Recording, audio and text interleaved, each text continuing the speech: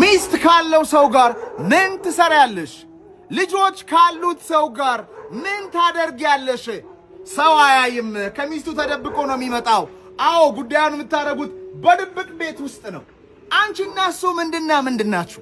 እሱ ሚስት አለው፣ ልጆች አሉት፣ የተከበረ ነው፣ ይታወቃል። አንቺ ግን የሱ ምን ሆነሽ? ምን እንደሆንሽ ልንገርሽ፣ የስሜቱ መርኪያ፣ የሱ መደሰቻ ቡችላ፣ እድሜሽን፣ ስሜትሽን፣ ወጣትነትሽን ገብረሽለታል። አንቺ ትቃጠያለሽ፣ እሱ ከሚስቱ ጋርም ይኖራል፣ ሌላ ሰውም ሊያገኝ ይችላል። ግን ምንድነው ብለሽ ጠይቀሽው ታውቂያለሽ? አይ ሚስቴ አታስደስትኝም፣ አንቺ ጋር መጣው ደስታ ስለምትሰጪኝ። ውሸት ነው። አይወድሽም፣ አያፈቅርሽም፣ ለአንቺ ቦታ የለው። ሚስቱን ትቶ አንቺ ጋር ቢመጣም እንኳ ሌላ ሴት ጋር ይሄዳል። ታማኝ አይደለም። የሚያሳዝነው ነገር መተት እንዳረገብሽ አታቂም።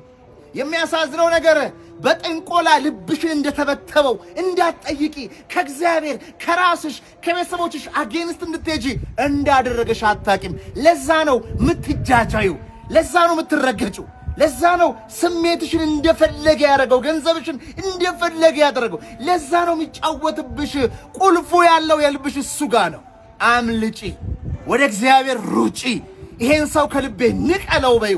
እስከ ዛሬ ለሰራሽ ኃጢአት ይቅር በለኝ በዩ። ባል ከፈለግሽ፣ ደስታ ከፈለግሽ፣ ልጅ ከፈለግሽ ለሰው የሚሰጥ እግዚአብሔርን ጠይቂ። እዚህ ሰው ጋር ደስታ አይገኝም የኔ እህት። ልብሽን ይመልሰው። ጸሎት አደርግልሻለሁ።